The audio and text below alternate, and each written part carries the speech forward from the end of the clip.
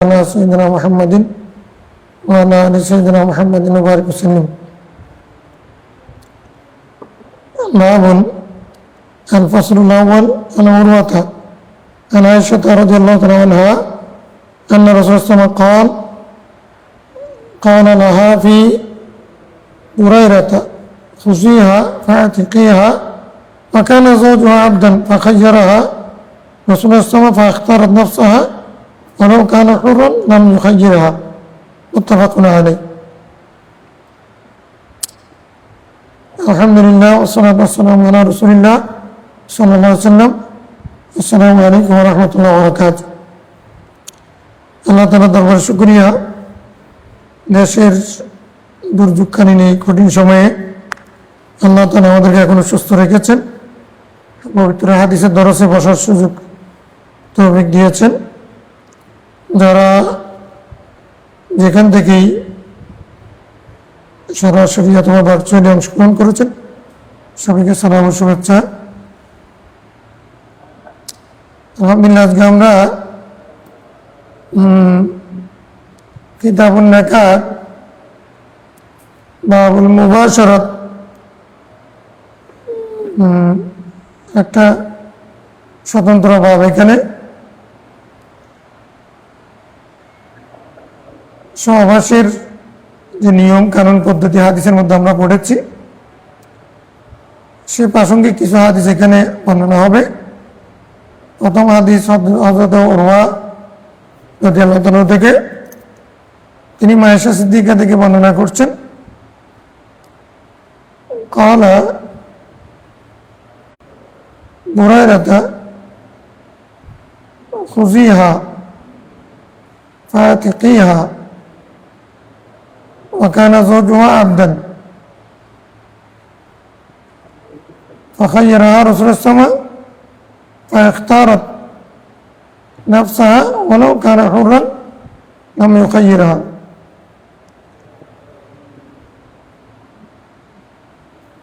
তুমি তাকে নাও, তাকে আজাদ করে দাও, আর তার স্বামী ছিল দাস। ফাখাইয়ারাহা রাসূলুল্লাহ সাল্লাল্লাহু আলাইহি ওয়াসাল্লাম, রাসূল ইসলাম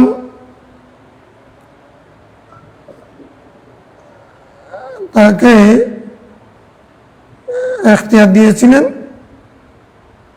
ফাইখতারাত নাফসাহা, তিনি ইখতারাত নাফসাহা, তিনি নিজে সেটা গ্রহণ করেছেন। ওয়ালাউ কানা হুররান লাম ইউখাইয়িরহা, যদি তিনি স্বাধীন দাসী পাওয়ার পরে, দাসী দেওয়ার পরে বলছিল এটাকে আজাদ করে দাও, ওই দাসীর স্বামী ছিল দাস। তো রাসূল ইসলাম যে তাকে ইখতিয়ার দিয়েছেন,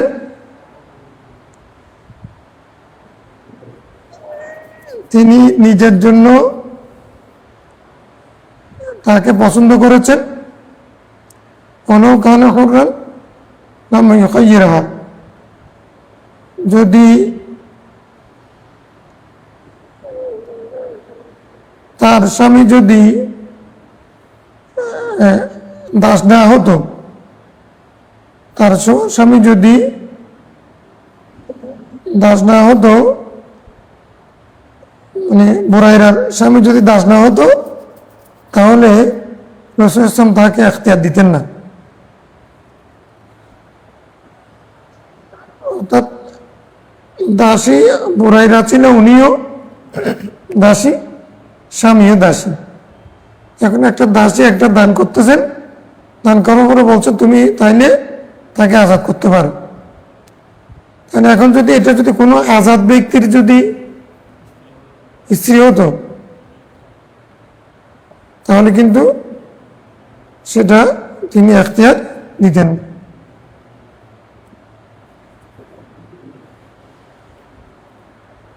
তাহলে তাহলে আজাদ ব্যক্তির কোনো দাসীকে মানে মুক্ত করে দেওয়ার যে স্বাধীনতা, সেটা তার একান্ত ক্ষমতা। আর যদি আজাদ না হয়, তাহলে দাসের যদি স্ত্রী হয়, তাহলে সেটাকে মালিক আজাদ করে দেওয়ার ক্ষমতা রাখে। এখানে মূল বিষয়টা কোথায়? মূল বিষয়টা হচ্ছে একটা দাসের স্ত্রী দাসী, সেক্ষেত্রে মানে ওই স্বামীর কথা ছাড়া, অনুমতি ছাড়া ওই দাসীকে অনুমতি মানে আজাদ করা, এটা মালিকের এখতিয়ারাধীন। কোনো যদি স্বাধীন ব্যক্তির দাসীকে অন্য কেউ আজাদ করতে। وعن ابن عباس رضي الله عنه قال كان زوج بريرة عبدا أسود। এখানে আরো স্পষ্ট আছে, হযরত বুরাইরা বা বারিরা তার স্বামী ছিলেন দাস, আরো কৃষ্ণাঙ্গ দাস। ইউকালু লাহু মুগীস, তার নাম ছিল মুগীস। কান ইয়ানজুরু ইলাইয়া ইয়াতুফু খালফাহা ফি সিকাকিল মদিনা। আমি দেখতেছি, রাবি হাদিস বর্ণনা করার সময় দেখতেছি যে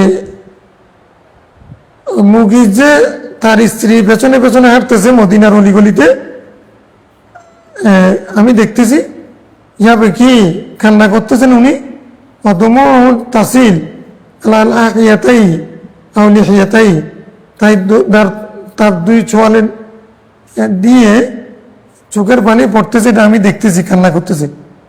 কারণ আব্বাস, ইয়া আব্বাসু, হযরত আব্বাসকে উদ্দেশ্য করে বলছেন, আব্বাস আল্লাহ তাআজাবু মিন হুব্বি মুগীস বুরাইরা ওয়া মিন বুগযি বুরাইরা মুগীসান। তোমাকে এটা কি আশ্চর্যিত করে না? তুমি কি এটা অবাক হও না যে মুগীস বুরাইরার জন্য পাগল, বুরাইরার প্রেমে মুগীস পাগল। ওদিকে আবার বুরাইরা কিন্তু মুগীসকে দেখতে পারে না, অপছন্দ করে। এই দুই বিপরীত মেরুর ব্যক্তি, দুজনের দুই ধরনের, এটাকে তোমাকে অবাক করে না? মানে স্বামী স্ত্রীর জন্য পাগল, ওদিকে স্ত্রী কিন্তু স্বামীকে পছন্দ করে না। কারণ নবী সাল্লাল্লাহু আলাইহি ওয়াসাল্লাম লাউ রাজাতাইহি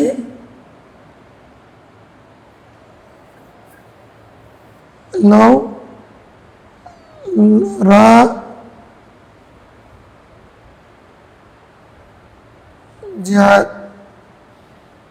রাজাতিহি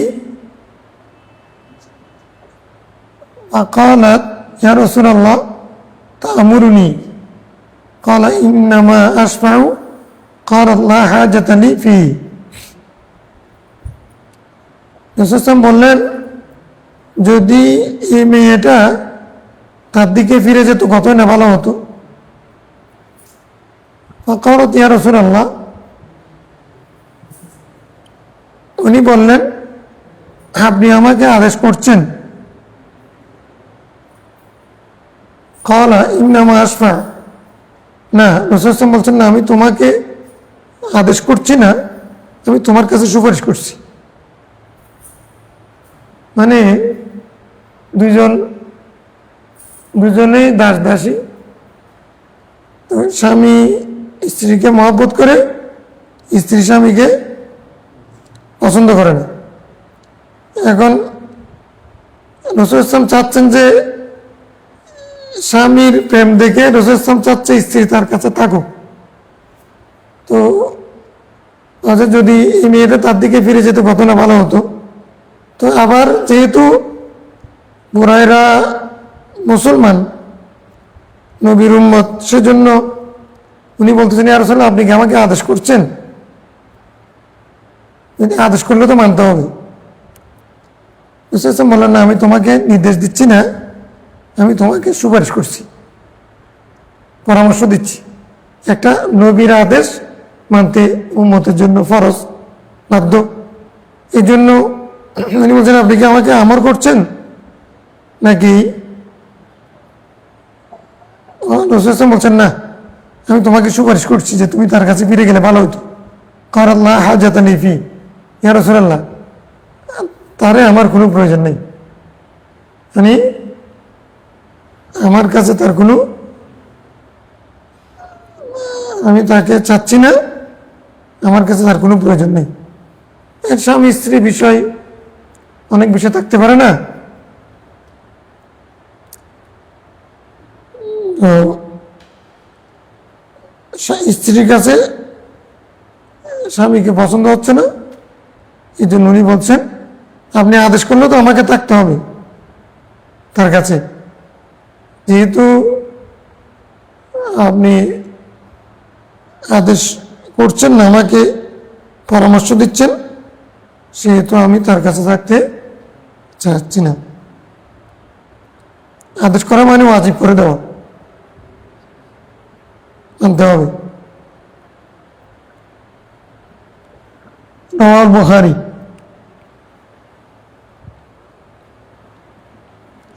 দাস দাসীর মধ্যে বিয়ে হবে, দাস দাসীর মধ্যে। আর স্বাধীন ব্যক্তির অধীনে দাসী থাকবে। স্বাধীন ব্যক্তি যদি কোনো দাসীকে বিয়ে করে তখন সে স্বাধীন হয়ে যাবে। তার যদি তার সাথে অতি করে, মিলন করে, সেই ঘরে যদি সন্তান হয়, তাহলে ওই ব্যক্তির ইন্তেকালের পরে স্বাধীন হয়ে যাবে, অটো স্বাধীন হয়ে যাবে। উম্মুল ওয়ালাদেশী।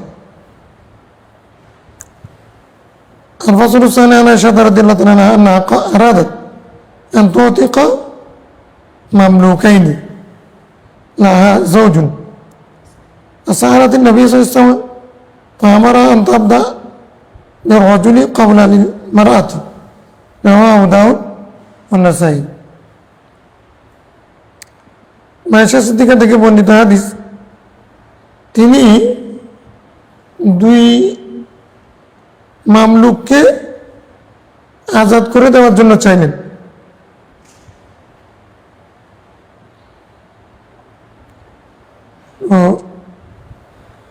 লাহা যৌজুন, আবার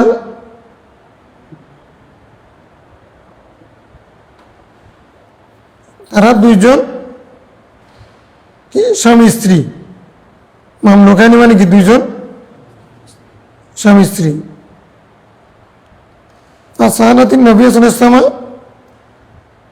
উনি তখন এটা ইচ্ছা করেছেন, কিন্তু আগে ফতোয়া জানতে হবে না, আজাদ করলে তাদের কি অবস্থা হবে।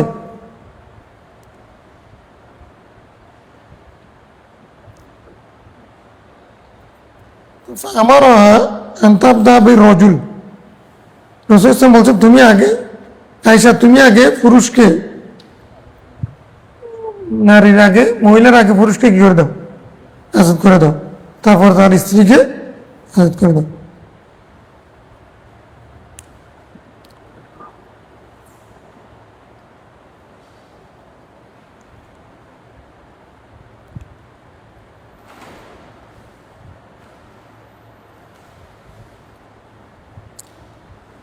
তো এটা হচ্ছে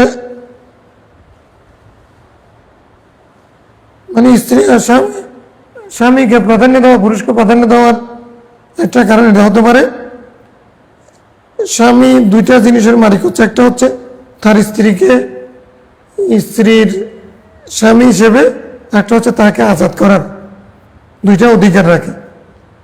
যখন স্বামী যখন আজাদ হয়ে যাবে, স্ত্রীকেও আজাদ করার অধিকার পাবে। আর পুরুষ জিন্স আওরাত থেকে মানে উত্তম, আগে স্বামীকে আজাদ করার জন্য বললেন, তা বলছে তারপর তুমি তার স্ত্রীকে আজাদ করেন। ওয়ানা আন্না বুরাইরাতা আতাকাত উতিকাত ওই আইনতে মুখিস অর্থাৎ বুরাইরা আজাদ হয়ে গেলেন, তখন তা মুগিসের অধীনে ছিলেন স্ত্রী হিসেবে। ফাখাইয়ারা রসুল ইসলামা, রসুল ইসলাম বুরাইরাকে এখতিয়ার দিয়েছিলেন, অধিকার দিয়েছিলেন যে তুমি চাইলে মুগিসের কাছে থাকতে পারো অথবা চলে যেতে পারো। অকালা লাহা ইন করিবাকা ফালা খিয়ার লাকি, যদি তোমার কাছে আসে তাহলে তোমার কোনো খেয়ার থাকবে না। মানে তোমার কাছে আসা মানে তোমার সাথে সে যে মিলন করতে চাই, সহবাস করতে চাই, তাহলে তোমার কোনো খেয়ার থাকবে না। খেয়ার থাকবে না মানে তুমি না করার অধিকার থাকবে না। কখন? এটা হলো যদি যতক্ষণ স্বামী আছে, যদি তাকে যদি মায়েশাকে বলছেন আজাদ করে দাও, আজাদ করে দেওয়ার পরে তারপরে আর কি থাকবে না, মানে আর এখতিয়ার থাকবে না। এখন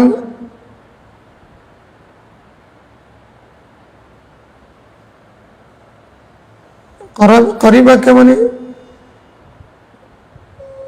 যদি তোমার কাছে আসে, তো তোমার কাছে আসা মানে কি এখানে,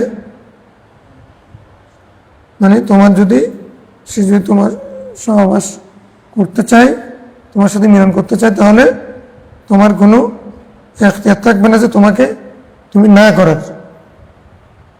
এটা যদি স্ত্রী হিসেবে থাকে, আর যদি সে আজাদ হয়ে চলে যায় স্বামী হিসেবে গ্রহণ না করে, যেহেতু তার এখতিয়ার আছে, তখন কিন্তু আর স্বামীর এখতিয়ার না যে জোর করে তার সাথে মিলন করার।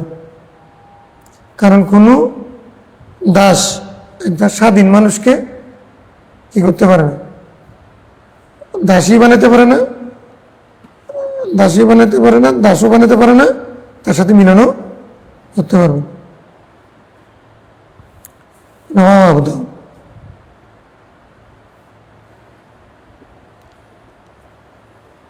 আচ্ছা,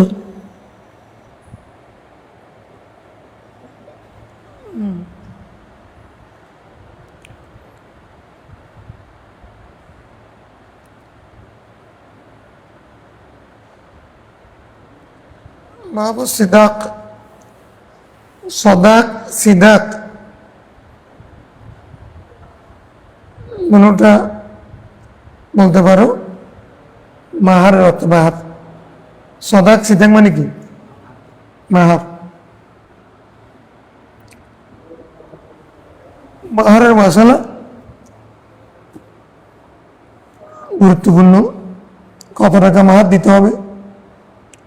আমাদের দেশে এখন মাহারে ফাতিমি একটা বাইরেছে মানে নতুনভাবে চর্চা চলছে। এতদিন একরকম ছিল, এখন আবার আচ্ছা সম্পর্কিত হাদিসে কি বলে দেখি। সালবে সাহাদিন রাসূলুল্লাহ যা তুই ইমরাতুন, রাসূলুল্লাহর কাছে এক মেয়ে আসছেন। ফাকালাত ইয়া রাসূলুল্লাহ ইন্নী ওয়াহাবতু নাফসি লাকা। মেয়েটা এসে বলতেছেন যে আমি নিজেকে আপনার জন্য সুপর্দ করলাম।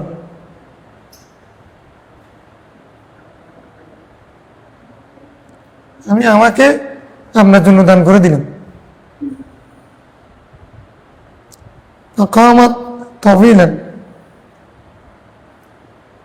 অনেকক্ষণ দাঁড়িয়ে আছেন, রাসূলুল্লাহর পক্ষ থেকে কোনো আওয়াজ আসতেছে না, জবাব আসেনি। ফাকামা রাজুলুন ক্বালা ইয়া রাসূলুল্লাহ যাওয়াজনিহা ইন লাম তাকুন লাকা ফিহা হাজাতুন।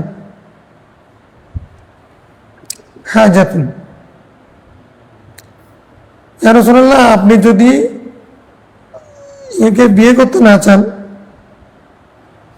তাহলে আমাকে বিয়ে করে দেন, মেয়েটাকে আমার কাছে বিয়ে দিয়ে দেন। فقال هل عندك من شيء تصدقها, তুমি তাকে মাহারানা দিবে এরকম কোনো কিছু তোমার কাছে আছে? قال ما عندي إلا إزاري هذا, আমার কাছে এই কাপড় ছাড়া, এই লুঙ্গি ছাড়া কিছু নেই।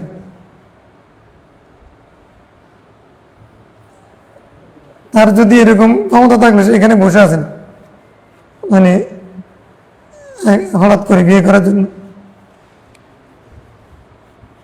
আমার কাছে লুঙ্গি একটা আছে, এটা ছাড়া লুঙ্গি এটা দিয়ে দিলে, লুঙ্গি এটা যদি মাহারান হিসেবে দিয়ে দেয়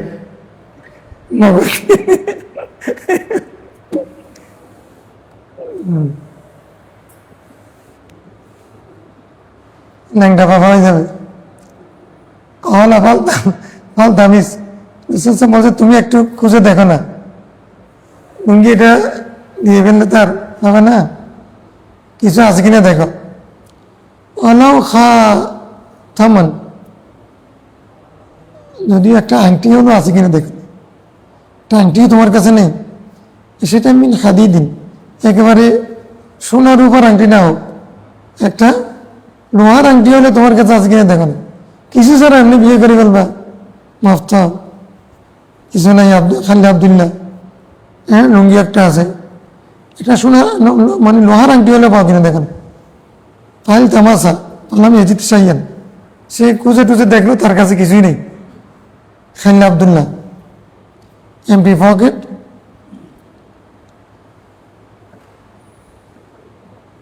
قال رسول الله صلى الله عليه وسلم هل معك من القرآن شيء, তোমার কাছে কোরআন শরীফের কিছু আছে? তো কোরআন শরীফ আবার কি হবে, মানে কোরআন শরীফ তোমার জানা আছে, আলম আছে, জ্ঞান আছে, মুখস্থ আছে? কারণ নাম সূরাতুন কাযা ওয়া সূরাতুন কাযা, এই সূরা আমার মুখস্থ আছে। فقال زوجتكها بما معك من القرآن, وفي رواية قال انطلق فقد زوجتكها فعلمناها من القرآن, বলেন যে আমি তোমার সাথে কোরআন শরীফের যা আছে সেগুলোর বিনিময়ে তাকে বিয়ে দিলাম। আরেক রাতের মধ্যে আছে যাও আমি তোমাকে বিয়ে দিলাম, তুমি তাকে কোরআন শরীফের ওই যেটুকু তোমার মুখস্থ আছে সেগুলো শিখাই, এটা তোমার জন্য তার জন্য মাহারানা, তার জন্য তোমার ক্ষেত্রে মাহারানা, তালিমুল কোরআন মাহারানা, মানে ব্যক্তিটার মধ্যে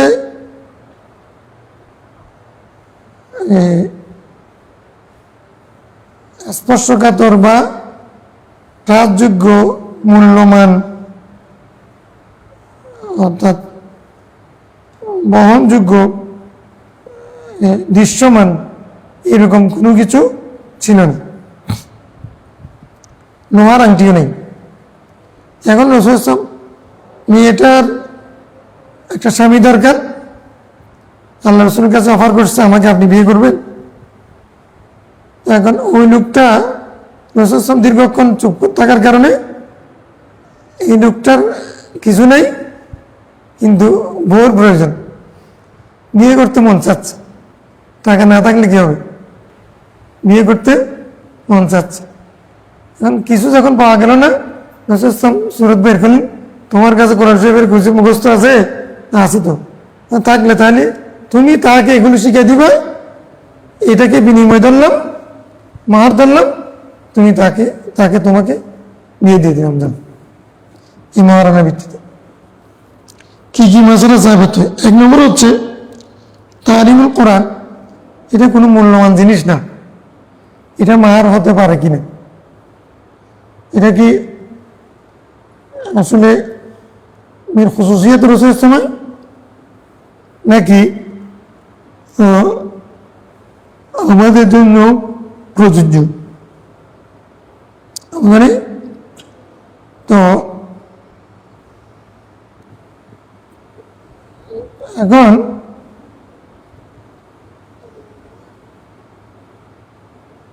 হানাফিরা এটাকে মূল মানে মাহাত ধরে নেই। হানাফিদের মতে এটা বানিয়ে এখানে বিমা মায়াকা বা এসবিয়া নাকি বদনিয়া মোকাবেলা এগুলো নিয়ে তাহাকি করতে করতে ওনারা বলছেন যেহেতু এটা কোনো মাহারানা কমপক্ষে 10 দিরহাম মতো হবে। কত হতে হবে না? কোরআন শরীফের শিক্ষা দেওয়া এটা কয় দিরহাম, কীভাবে মূল্যায়ন করবেন? এই জন্য বলছেন যে এটা মোকাবেলা নেই, এটা সববিয়া। তুমি তাকে কোরআন শরীফ শিক্ষা দিবা, এটাকে কারণ বানাইয়া বিয়ে দিলাম। আর একটা হচ্ছে মোকাবেলা বানাইয়া মাহার নির্ধারণ করে বিয়ে দাও। হানাফিরা এটাকে মোকাবেলা ধরে নি। সেহেতু ফেসবুকের কথা না বলে সহজ ভাষা যদি বলি, আরেকটা বিষয় সাবিত হয়, একজন মানুষ তালিমুল কোরআনের বিনিময়ে উজরত জায়েজ আছে। তোমাকে আমি শিক্ষা দেব, আমাকে এত টাকা দিবে পারিশ্রমিক হিসেবে। এখন এটা এমনি এমনি ঘুরে গিয়ে ফিরে গিয়ে তাহবিল করে এটাকে তাহবিল বানাইয়া মহারানা বানাইয়া রসুল দিয়ে দিয়েছেন। তো আমরা বলছি না এটা সবাবিয়া, হানাফিরা বলছে সবাবিয়া, তুমি তা শিক্ষা দিবা, এটাকে আমি কারণ বানাইয়া বিয়ে দিলাম। তার মানে এটা মাহার নয়, সরাসরি মাহার নয়, এটা সৌরত হতে পারে। সর্বশেষ হলো রসুল ইসলামের জন্য খাস। এই সময় যদি কেউ কাউকে পড়িয়েছেন এই কারণে এটাকে মাহার বানাইয়া, আমি তোমাকে পড়াইছি না ছাত্রীকে, এরকম চলতেছে না? ঢাকাতেও এখনো রাজধানীর মধ্যে এরকম চলতেছে। তো আরে স্ত্রী বানাচ্ছে না একবারে নিজের মন মতো ব্যবহার করে, এরকম আসতেছে না? এইরকম হবে না, এগুলো এখন না। এগুলো সমাজের জন্য এগুলো বিশেষ বিষয়, তালিমুল কোরআন। হ্যাঁ, এরকম যদি হয়, একটা মেয়েকে বাবা একজন শিক্ষকের কাছে পড়া দিতেছি, মাসে পারিশ্রমিক হিসেবে 5,000 টাকা করে দিবে, কিন্তু এগুলো বাবা 1 মাস 2 মাস 3 মাস 4 মাস 5 মাস পর্যন্ত 1 বছর পর্যন্ত দিতে পারে নাই, টিউশন ফি দিতে পারে নাই। এখন হুজুরের টাকা বাকি আছে না? এক্ষেত্রে যদি ওই যেটা শিক্ষার মাধ্যম হিসেবে টাকা নির্ধারণ করেছিল সেটা যদি দিতে না পারে বাকি থাকে, সেই টাকাকে যদি মহারানা ধরে বাবা যদি মেয়েকে বিয়ে দিয়ে দেয়, অথবা বাবা না দিক, মেয়েও যদি বালাগা হয়, যে যদি প্রাপ্তবয়স্ক হয়, সে যদি এরকম একটা বিষয় শিকার পরে এটা যেটা নির্ধারণ হয়েছিল, তখন সে শিক্ষক তার থেকে পাওনা আছে। এই ক্ষেত্রে অন্যান্য শর্ত পাওয়া যাওয়ার পরে রাজি থাকলে এটাকে মহারানা ধরে, বাক্যা টাকাকে মহারানা ধরে, টিউশন ফিকে মহারানা ধরে, সেই ক্ষেত্রে জায়েজ হতে পারে। এটা হচ্ছে অতীতের। মানে আগামীতেও যদি কেউ শর্ত দেয়, আগামী শর্তে বিয়ে দিয়েছেন, সেটা আমাদের জন্য যদি জায়েজ করা হয়, তাহলে বিয়ে ব্যবস্থাপনাটা কি হয়ে যাবে?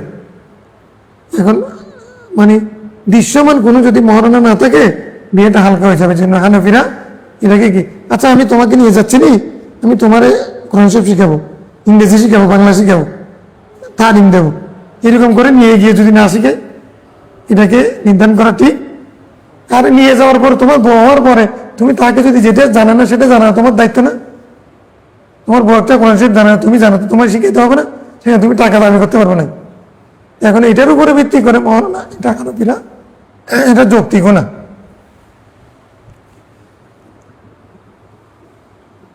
আচ্ছা,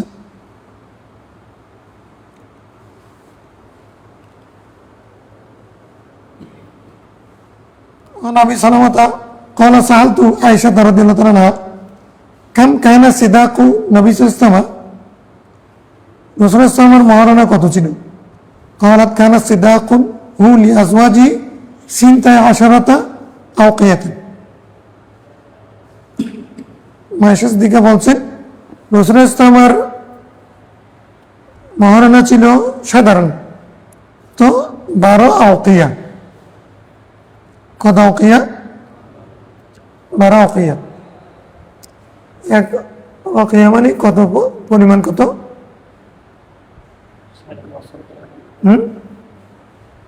1 অকিয়া 5 অকিয়াতে 200 দিরহাম। 1 অকিয়া মানে 40 দিরহাম। 5 অকিয়া মানে 200 দিরহাম। তাহলে 12 মানে আর 500 মানে 480 হয়।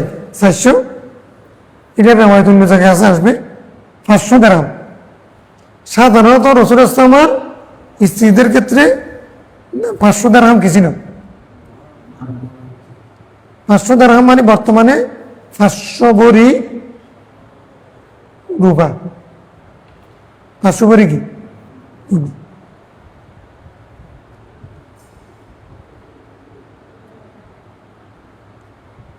এখন ওটার মূল্য কত হবে? এখন রাসূল ইসলামেরটা কত ছিল সেটা হাদিসের মধ্যে স্পষ্ট আছে।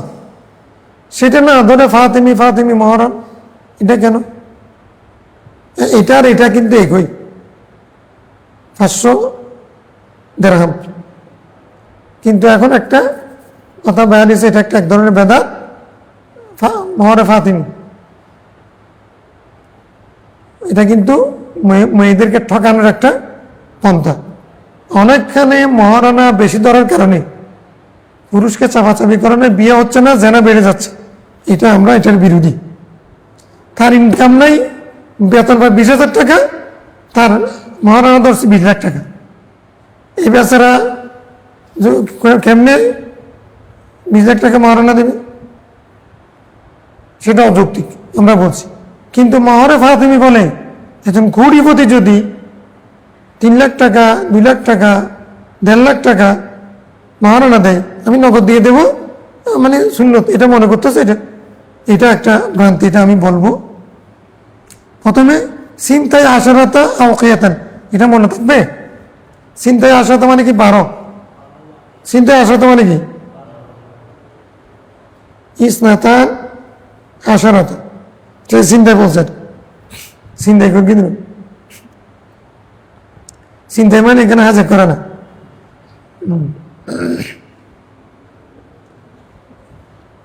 قالت أتدري ما النش؟ নশ কি আপনি জানেন? قلت لا। قالت نصف أوقية। নশ হলো আধা আওকিয়া মানে 20 দিরহাম। ফাতিলকা 500 দিরহাম। 500 দিরহাম রাওয়াহু মুসলিম। যে সেটা হলো 500 দিরহাম। ওয়ানাসুন বিররাফি ফি শারহি সুন্নাহ ও ফি জামিউল উসুল। জামিউল উসুল মতো জামিউল উসুল শুনে আসছে। আচ্ছা, এখানে আবার কথাটা কিভাবে বুঝছো? 12 অকিয়া। 12 অকিয়া বলে উনি কথা শেষ করেন নাই, এখনো বাকি আছে কথা। 12 অকিয়া ওয়ানাসুন। 12 অকিয়া 12 অকিয়া 1 নস। 12 অকিয়া রাসূল ইসলামের মহারানা ছিল 12 অকিয়া 1 নস মানে 12.5। তাহলে 1 নস মানে যদি আধা অকিয়া হয়, তাহলে আমরা যদি সরাসরি বলি সিনতাই আশারাতা আওকিয়াতান ওয়া নাসুন, তার মানে হলো 12.5 অকিয়া রাসূল ইসলামের মহারানা ছিল স্বাভাবিকভাবে। অধিকাংশ মানে সাধারণত রাসূল ইসলামের মহারানা ছিল 12.5 অকিয়া, তার মানে 500 দিরহাম। 12 অকিয়ায় 480 দিরহাম আর নিঃস্ব 20 দিরহাম 500 বরাবর 500 দিরহাম ছিল। ঠিক আছে, বুঝতে পারছি বিষয়টা। এটা আবার রাবি একটু কথাটা বোঝাবার জন্য আতাদরি মান্নাস, নাস কি তুমি জানো? আমি নাস সম্পর্কে আমার ধারণা নেই। নাস মানে হলো নিঃস্ব অকিয়া, আধা অকিয়া। আধা অকিয়া মানে 20 দিরহাম। তার মানে টোটাল মাবলা কত হলো? 500 দিরহাম। খালাস।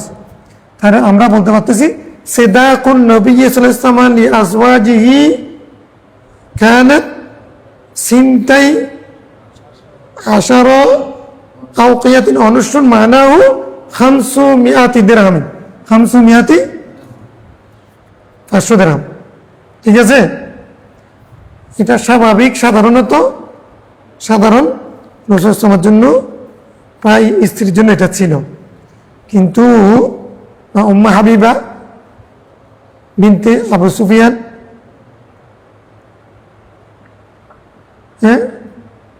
উখতে রাসূলুল্লাহ সাল্লাল্লাহু আলাইহি ওয়াসাল্লাম মিন আমিহি, রাসূলের স্বাস্থ্য বোন, ওনার কত ছিল? ওনার ছিল যে 400 দিনার। কত? 400 দিনার, মানে 400 দিনার মানে 400 ভরি স্বর্ণ, 400 ভরি। আচ্ছা, আসবে সামনে দেখি। তাহলে আমরা সুন্নত বললে কোনটা বলবো? স্বাভাবিক অবস্থায় 500 দিরহাম। মাহরে ফাতিমি এটা নিয়ে যখন বেশি আলোচনা হচ্ছে, এটা আসবে সামনে, এটাও একই। আন উমর ইবনে খাত্তাব قال আলা তাগালু সাদাকাতান নিসা। দেখো, সিদাক সাদাক, এখন সাদুকা মানে মাহারের আরেকটা শব্দ। সাদাক, সিদাক, সাদুকা, নিহিলা। কোন সময়ের মধ্যে কি বলছে?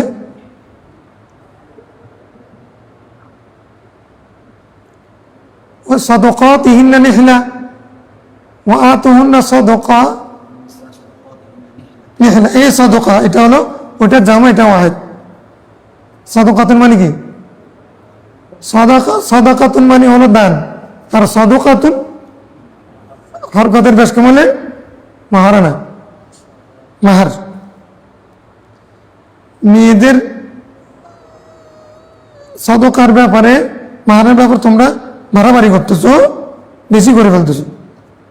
ফাইন্না লাউকানাত মাকরুমাতুন, মাকরুমাতান, খানাতের ইয়ে হবে ইসিম ফিদ দুনিয়া, আতাকওয়া ইনদাল্লাহ লাকানা আওলাকুম বিহা। নবী সাল্লাল্লাহু আলাইহি ওয়াসাল্লাম মা আলিমতু রাসূলুল্লাহ সাল্লাল্লাহু আলাইহি ওয়াসাল্লাম নাকাহা শাইআন মিন নিসাইহি ওয়ালা আনকাহা শাইআন মিন বানাতিহি আলা আকসারি মিন 12 আওকিয়াতান। রাওয়াহু আহমদ ওয়া তিরমিজি ওয়া আবু দাউদ ওয়া নাসাই ইবনে মাজাহ ওয়া দারিমি। আর উমর রাদিয়াল্লাহু আনহু বলতেছেন, তোমরা তো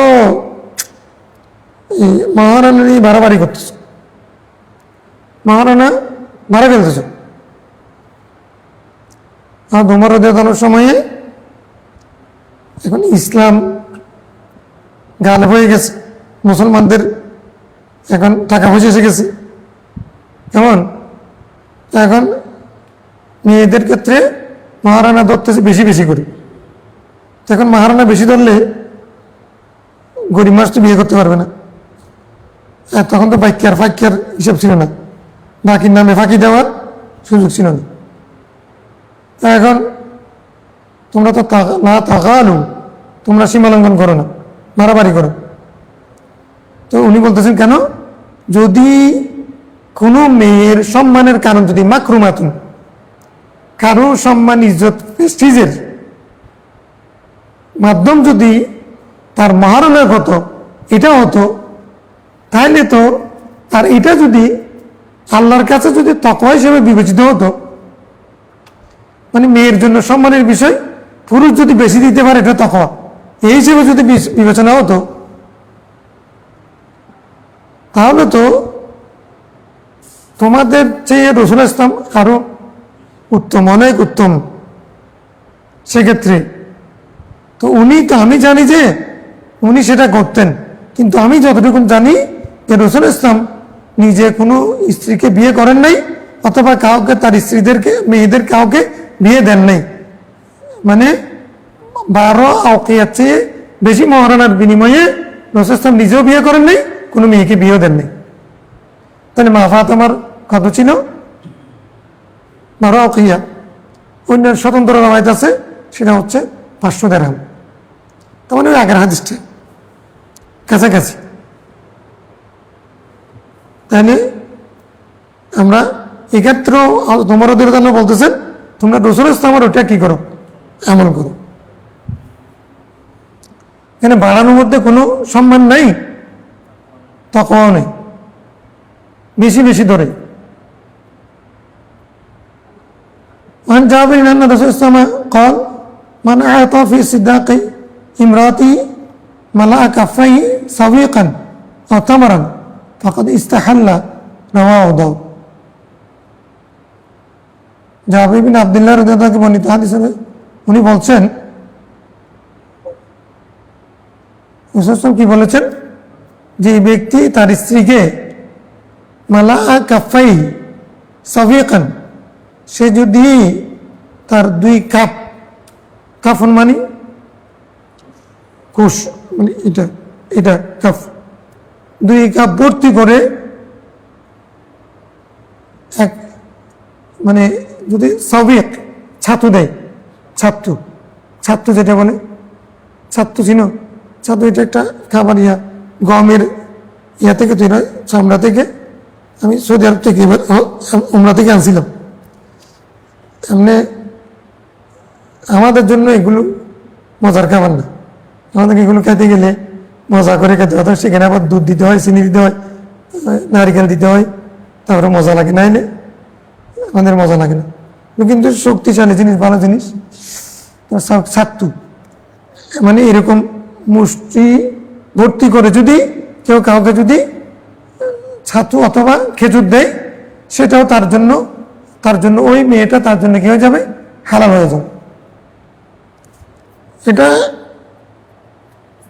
কোনো ক্ষেত্রে রাসূল বলেছেন, করেছেন। একবারে যখন এরকমও পাচ্ছেন তখন আবার কোরআন শরীফ দিয়ে দিলেন না তালিমের জন্য, সেটা ভিন্ন কথা। আমরা অন্য হাদিসের উপর আমল করছি, সেটা হচ্ছে লা মাহারা লিআকাল্লি মিন আশরাতি দারাই। হাদিসের মধ্যে কি আছে, 10 দিরহামের নিচে কোনো মহারতে, ওটা আমাদের হাদিস। ওটার সাথে আমরা কেয়াসও, অন্য হাদিস হাত কাটা যাওয়ার হাদিস, ওটার সাথে আমরা কেয়াস করে এদের সাথে আমরা মিলাইছি যে একটা হুকুম পালন করার জন্য কি করতে হবে, কমপক্ষে 10 দিরহাম। কেউ যদি 10 দিরহামের নিচে চুরি করে অথবা সেই মূল্য পরিমাণ জিনিস, কম পরিমাণ জিনিস চুরি করে, তার হাত কাটা যাওয়া মানে যদিও প্রমাণিত হলেও সবকিছু ঠিক থাকলেও। আর যদি এইরকম যদি ছাতু এবং খেজুরের দাম যদি 10 দিরহাম পরিমাণ হয়, তাহলে তো ঠিক আছে, দিরহামের সাথে খেজুরের অর্থের সাথে মিলে যাচ্ছে।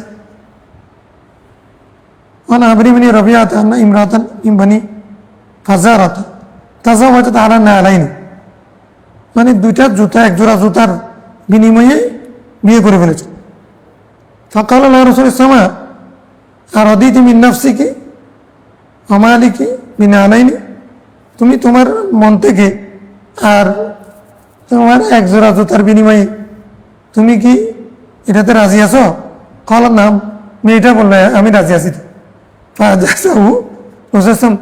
অনুমতি দিয়ে দিন যে তুমি রাজি আছো, মিয়া বিবি কাজী, কে করেগা কাজী, মানে এরকম হয়েছে। এগুলো অবস্থার প্রেক্ষিতে রাসূল সাল্লাল্লাহু আলাইহি ওয়াসাল্লাম প্রথমে করেছিলেন, পরবর্তীতে ওই 10 দিরহাম ওটা নির্ধারণ করে দিয়েছেন। আর যদি 1 জোড়া জুতার দাম এখন 10 দিরহাম হতে পারে না, আরবরা জুতা বেশি দামি পড়বে, ওদের সম্মানের একটা ভিত্তি হচ্ছে কি জুতা, মানে কে কত বেশি সম্মানী ব্যক্তি দামি জুতা পরবে। আরবরা অনেক দামি জুতা আছে না, মেসি যে জুতা পরে কত ডলার, ওরা যেগুলো পরে ওগুলো অনেক ডলার না, সে জুতা তুমি সারা বছর ইনকাম করে পারবে না কিনতে। তো আমরা 10 দিরহাম, ওইটা হলো আমাদের হাদিস। এটা খুসুসিয়াত রাসূল অথবা অবস্থার প্রেক্ষিতে সেটা। এখন যেখানে তোমার ফিলিস্তিনের মধ্যে যুদ্ধ চলতেছে, ঘর নেই, বাড়ি নেই, কিছু নেই, মানে রোহিঙ্গাদেরকে কাটাকাটি চলতেছে, এখানে তুমি যদি 10 দিরহাম এগুলোর দিকে চেয়ে থাকো, বিয়ে হবে সে প্রেক্ষিতে, তখন তুমি জানার বাজার গরম হয়ে যাবে, তখন তো অবস্থার প্রেক্ষিতে ফতোয়া দিতে হবে। কালকে মানুষ গাড়ি চলে না, হাঁটতে পারে না, নৌকা দিয়ে আসা যাওয়া করতেছে, সেখানে নাকি বউ নিয়ে গেছে নৌকাতে করে।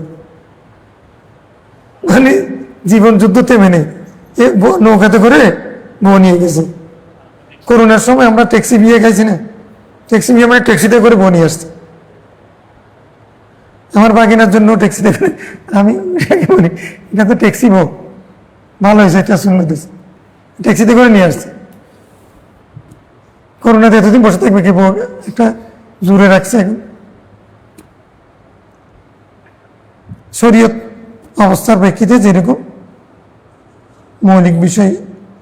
তারপরে কি আন আলকামা বিন মাসউদ আন্নাহু সুইলা আন রাজুলিন তাযাওয়াজা ইমরাতান ওয়া লাম ইয়াফুত লাহা শাইয়ান ওয়া লাম ইয়াদখুল বিহা হাত্তা মাতা ফাকালা ইবনু মাসউদ লাহা মিসলু সিদাক নিসাইহা লা ওয়াকসা ওয়া লা শাতাতা ওয়া আলাইহি আল-ইদ্দাতু ওয়া লাহা আল-মিরাস فقام مع قلب بن سنان أشجعي فقال قضى رسول الله صلى الله عليه وسلم في بروع بنت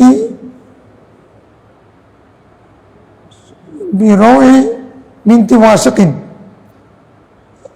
امرأة منا من مثل ما قضيت ففرح بها ابن مسعود رواه الترمذي وابو داود والنسائي। এখানে বলতেছে কি হযরত আলকামা আব্দুল্লাহ বিন মাসউদ রাদিয়াল্লাহু তাআলা আনহু থেকে উনি বর্ণনা করছেন যে এক ব্যক্তি হযরত আব্দুল্লাহ বিন মাসউদকে কষ্ট করা হয়েছিল। ওই ব্যক্তি সম্পর্কে যে ব্যক্তি কোনো মেয়েকে বিয়ে করেছে তার মহারণা নির্ধারণ করে নেই, মুকদ্দর করে নেই, ফিক্সড করে নেই, যে মানে এত টাকা দিয়ে বিয়ে করলাম, এমনি রাজি আছো আসি, তুমি প্রস্তাব গ্রহণ করলাম, বিয়ে হয়ে গেছে। এখন তো মহান নির্ধারণ হবে না, কেমনে বিয়ে হবে? হবে তো, কেমনে হবে? হাদিস। আচ্ছা, এদের একটা মাসালা হলো মহান নির্ধারণ হয় নাই, এটা একটা মাসালা। আরেকটা মাসালা হচ্ছে ওয়ালা মিয়া দখল বিয়া, আবার বিয়ে হয়েছে মাহার নির্ধারণ হয় নাই। একটা বিয়ে হয়েছে মাহার নির্ধারণ হয় নাই, আবার মেয়েটার সাথে মিলনও হয়নি। চার্জ নাই বুঝে না, মেয়েদের সাথে মিলানো দ্বিতীয় শক, এটা দ্বিতীয় অপশন। হাত্তা মাতা, মিলনের পূর্বে স্বামী কি হয়ে গেছে, ইন্নালিল্লাহি গেছে, স্বামী স্ত্রী মিলন হয় নাই, স্বামী কি মারা গেছে। ফাকালা ইবনু মাসউদ লাহা মিসলু সাদাকি নিসাইহা,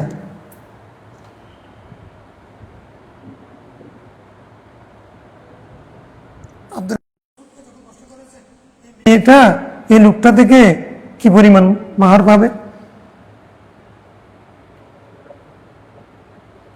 কি পরিমাণ মাহার পাবে? আব্দুল্লাহ বিন মাসউদ মাহারে মিছিল, মাহারে মিছিল পাবে। কিভাবে মাহারে মিছিল পাবে? মিসলু সিদাকে নিসাইহা, বুঝছো? এটা আমরা শব্দটা বলছি মাহারে মিছিল, এটা প্রত্যেকে হাদিসের অংশ থেকে আমরা এটা বানাইছি মাহারে মিছিল, মাহারে মিছিল। তো মাহারে মিছিল জিনিসটা কি? এখন তো এটা হচ্ছে কি, আমরা মাহারে মিছিল বলতে বুঝি যে মেয়েটার বোন, আগে যেটা বিয়ে হয়েছে, নিজের বোন না থাকলে খালতো বোন, চাচতো বোন যারা আছে তাদের মাহার যত টাকা তুমি উল্লেখ করো না করো, ওই মেয়ের মাহার তত পরিমাণ হবে। এটা হলো মাহারে মিছিল। লা ওয়াকাসা ওয়ালা শাতাতা, মানে এখানে কম বেশ করা যাবে না। ওয়াকাস মশা ওয়ালা শাতাত, এটা হচ্ছে ফ্রেজ আরবি, এটা একটা মাসেল। এর চেয়ে কম বেশি করা, কমও দিতে পারবে না, বেশি দেওয়া দরকার নেই।